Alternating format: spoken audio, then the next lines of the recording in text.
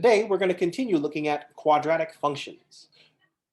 Remember, we want to think about quadratic functions as uh, tables of values, so numerically, graphically, graphs are parabolas, and algebraically and verbally. So algebraically, we have these two different forms, the standard form and the vertex form. And based on, depending on the form that we have, we want to be able to use those forms to determine information about the parabolas. So the vertex form is called the vertex form because we can see what the vertex is right in the form. We can determine the vertex is h and k. In standard form, we can find the vertex with a formula. The x-coordinate of the vertex, h, equals the opposite of b over 2a. And to find k, we just plug h into the function. So that's how we can get the vertex from the standard form.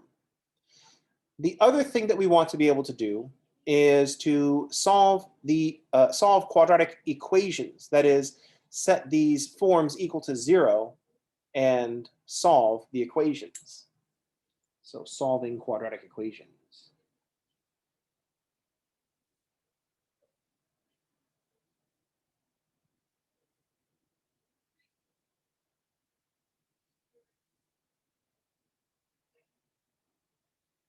So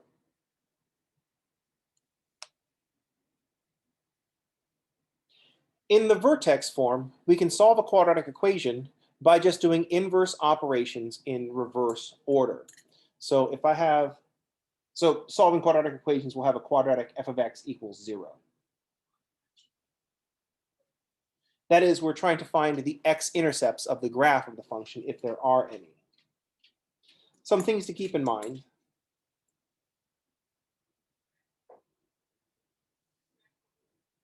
So this is also finding the x-intercepts of the graph of x. Sorry, the graph of f of x, the quadratic function, if there are any.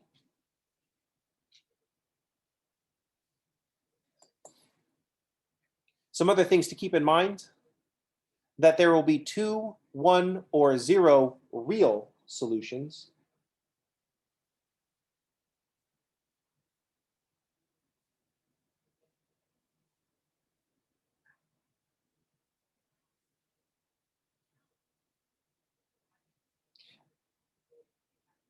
That will correspond to the x-intercepts. So that will so if there are 0 real solutions, there will be 0 x-intercepts. But we also know that there will always be 2 complex solutions.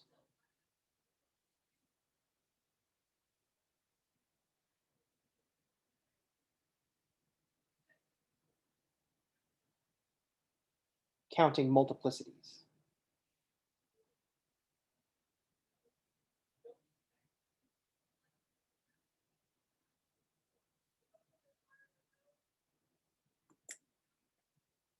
So let's talk about solving quadratic equations, that is finding x-intercepts of the graph of f of x. This is easiest to do from the vertex form. So if I have an equation that says a times x minus h squared plus k, we can do inverse operations in reverse order.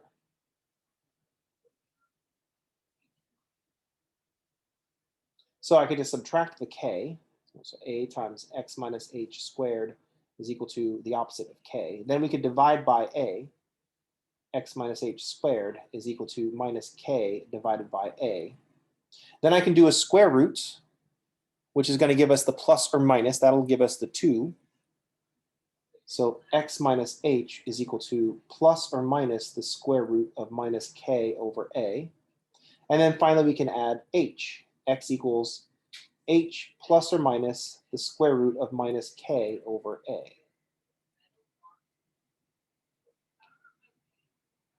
So in this case, if we can see where the real solutions are going to come from.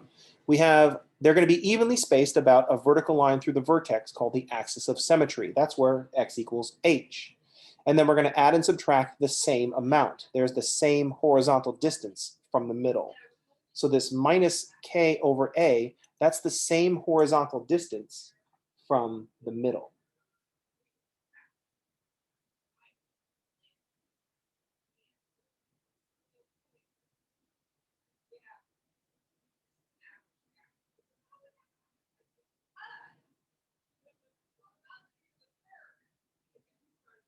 So it's plus or minus the same horizontal distance from the middle.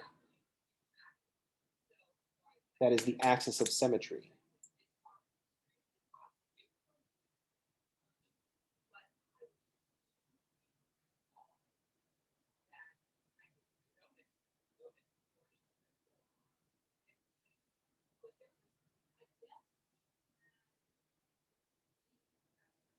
So x equals h is going to be the axis of symmetry, and then the same horizontal distance is the plus or minus part. If the minus k over a is negative, so notice that the minus, if k is negative to begin with, then minus k is positive. So if the minus k over a is negative, then we'll have 0 real solutions and no x-intercepts. So if the minus k over a is negative, then we get 0 real solutions.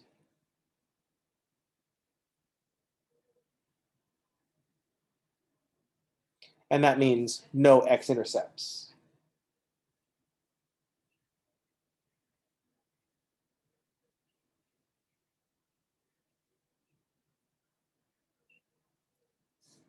If the minus k over a part is equal to 0, then we get 1 real solution that counts twice, and we get 1 x-intercept.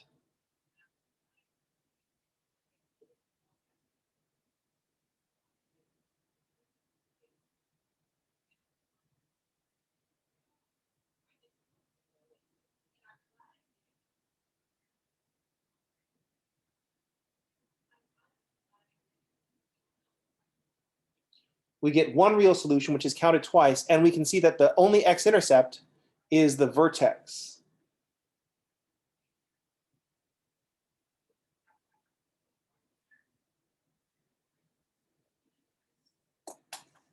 And if the minus k over a is positive, then we'll get 2 real solutions.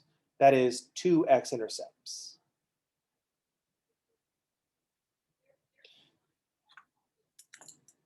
We can also solve quadratic equations from standard form. So if we have ax squared plus bx plus c equals 0, we can use the quadratic formula, but I prefer dropping things into vertex form. So one thing we can do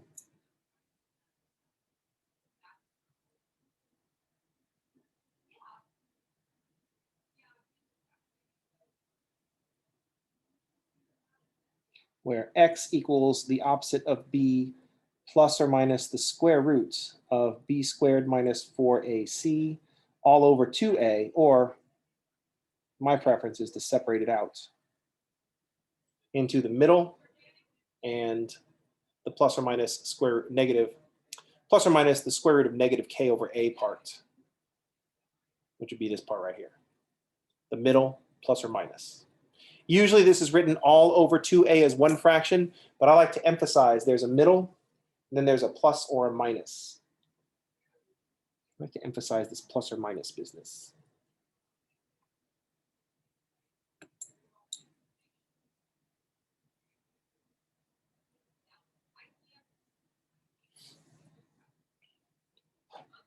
The other thing that we can do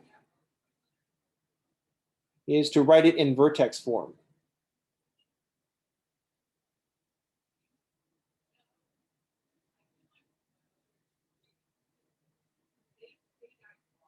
Where h is the negative b over 2a, and k is just f evaluated at h. Once we switch over to vertex form, then we can solve by doing inverse operations in reverse order. Plus, switching to vertex form helps us, requires that we identify the vertex, and then we'll figure out how far apart the two are, so it'll be easier to see. And there's less computation than using the quadratic formula.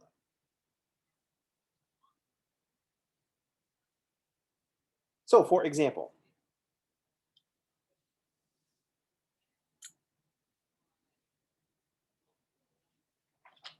let's do some examples. Let's say, for example, we want to solve x squared, let's go from standard form, plus 8x minus, let's see.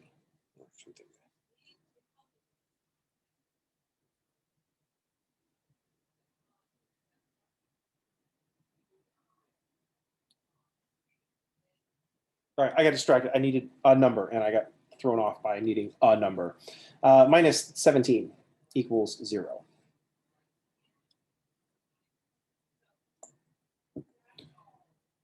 So right now things are in standard form, but I can write them in vertex form by just calculating the vertex. Let's try finding the vertex form. So in this case, A is equal to 1, B is equal to 8, and C is equal to negative 17. So H equals the opposite of B over 2A. This is what's in the middle. So negative 8 over 2 times 1, so negative 4. And K we can get just by plugging in to the function. So K will be negative 4 squared plus 8 times negative 4 minus 17. Negative 4 squared is a 16. 8 times 4 is negative 32 minus 17. So it looks like we'll have a negative 33.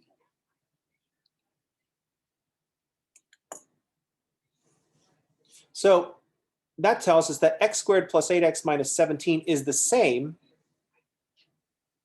So x squared plus 8x minus 17 is the same. See, a is 1, so it's 1 times x minus a negative 4 squared minus 33. And if I set this equal to 0, it's easier to solve. I just add 33 to both sides, divide by the 1, and then take the square root and subtract 4. So from here, it's easier to solve. I can just say x is equal to negative 4 plus or minus the square root of 33. If I need approximations of this number, these numbers, I can do negative 4 plus the square root of 33 and negative 4 minus the square root of 33. Moreover, we get a better picture of what's going on. We have a negative 4 in the middle. If I wanted to draw a picture of what's going on, red is the axis of symmetry. There we go, light blue. I know what my parabola is going to open up because A is positive. All stuff that I can just observe. I know my vertex is going to be at negative 4, negative 33.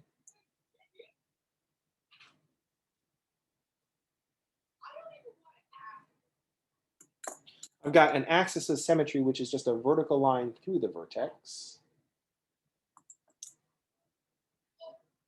And I've got x-intercepts at negative 4 plus and minus the square root of 33. So these numbers are, this means x is approximately 1.745, we'll call it, and negative 9.745. So I know that there are going to be two x-intercepts because I got two real x-intercepts. So if here's the x-axis, I know where the x-intercepts are. There's going to be a positive, this must be the positive one, 1.745, comma 0. And here's the negative one, negative 9.745, comma 0.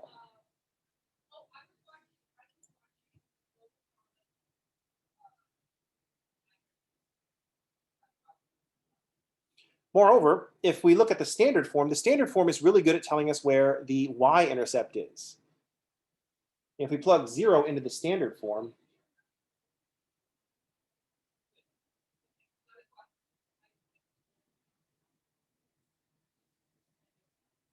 I get 0 squared plus 8 times 0 minus 17. That's going to be 0.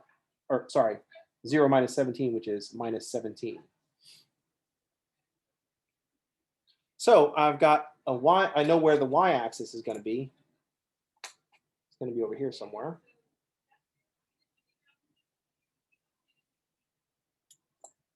And I know my y-intercept is going to be at 0, negative 17. This is the same y-intercept we should get if we plug 0 into the vertex form. So here's the y-intercept from the standard form.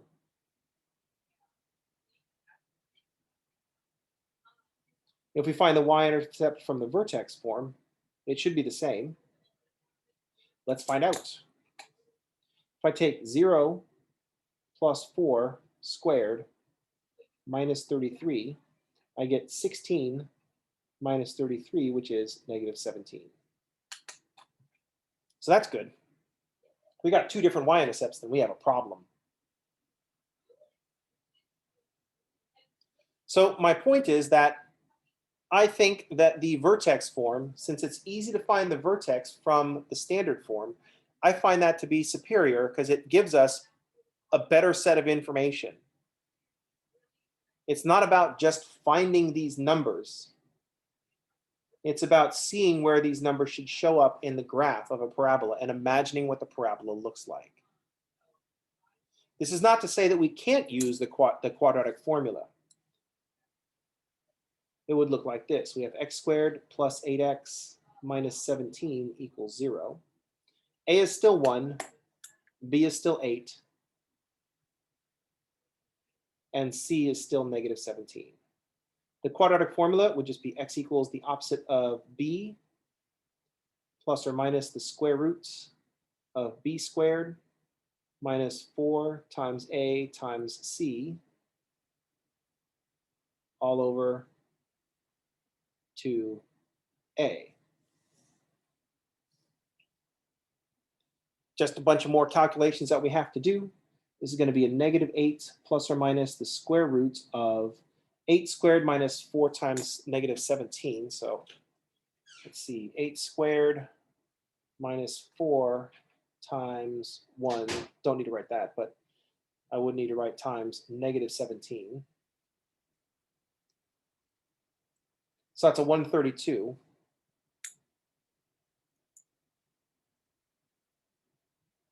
And this is all divided by 2. Now at this point, it doesn't quite look like negative 4 plus or minus the square root of 33 that we have advertised. The negative 4 just comes from negative 8 divided by the 2. So that part works out still. So I can use the distributive property and write this as negative 8 over 2 plus or minus the square root of 132 over 2. But the square root of 132 over 2, that seems kind of strange. Let's see, the square root of 33, the square root of 33, is going to be 5.74. That makes sense. There's a negative 4 in the middle. 5.745 less than that will be negative 9.745, and 5.745 above a negative 4 will be at 1.745. So that tracks. And the square root of 132, close parentheses, divided by 2, well, that's also square root of the 5.745.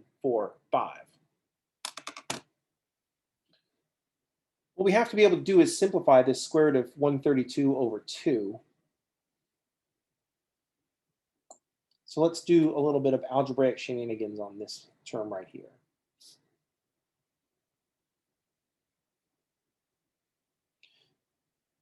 We could think that the 2 is the square root of 4. And once the 132 and the square root of 132 and the square root of 4 have the same exponents, I can use the distributive property and say this is just the square root of 132 over 4. these particular pens have a speed limit. I can't write it super fast. It's probably a good thing. And if I take the 132 and divide it by 4, I get 33.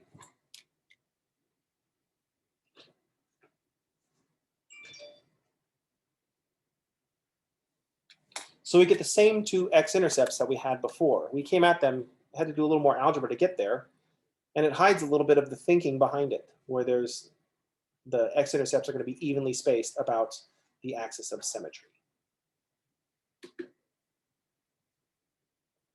The more traditional way of simplifying the square root of 132 over 2 is to think about dividing look for factors of 132 that are squares. So we would start off taking 132 and dividing it by squares. 132 divided by 4 is 33. And so that tells us that the square root of 132 is 2 times the square root of 33. So the traditional way of dealing with this is to write the 132 as 4 times 33, and the square root of 4 is 2 times the square root of 33. So if we have the square root of 132 divided by 2, like we have from the quadratic formula, that's where the 2 goes. We can simplify it out.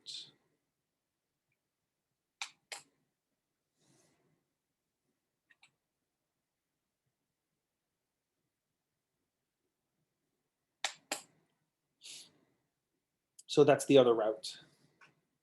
That's the more traditional way, where we're simplifying radicals.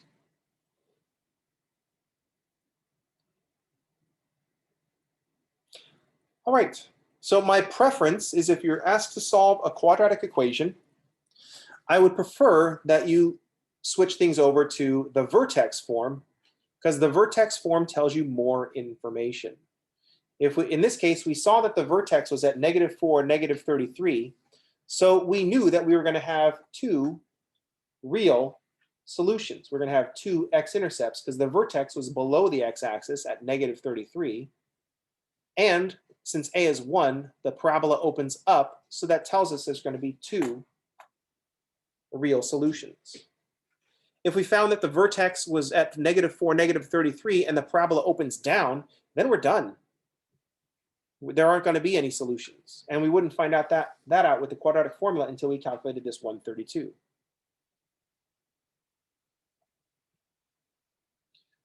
Now, one of the reasons that we train so many people to use the quadratic formula is that the quadratic formula is easier to automate. I think I still have the quadratic formula. So you can set up a program on your calculator. This does not come on your calculator. I don't know why. They make you program it in. But if I just plug in 1 and 8 and -17, it can grind out the answers for me. But it'll just be the decimal approximations and not the exact values. But that program, if I go in and edit it, is pretty short. It can even be shorter than this.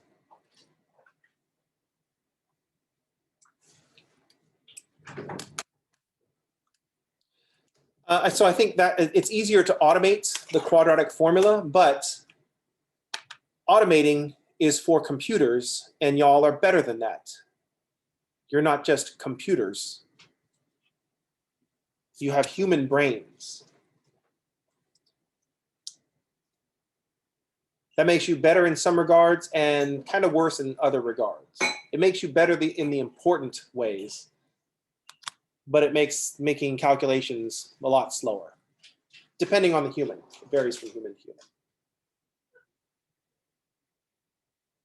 All right, so a quick update. I am not going to be recording tomorrow, so we will not have a meeting tomorrow, and we will not have, the meetings are going to be a little bit variable for the rest of the week. I'm going to record some videos and post those, but I won't be able to have class at the regular time. I'm going to be traveling, so I'm going to be 3 hours ahead of y'all. And the reason I'm traveling is going to take up my middle of the day, so I won't be able to have class at the regular times. But I am going to be recording some videos. Check the YouTube channel. I will post links to the YouTube videos in the discussions like I normally do. And I will be having virtual office hours in the announcements, if you want to check out, if you have questions, I'll be having virtual office hours. So I'll post those, but it'll be a little bit different than normal. All right, that's going to do it for today. That's going to do it for our, that's going to do it for today. I will see you all on Wednesday. Thanks for playing.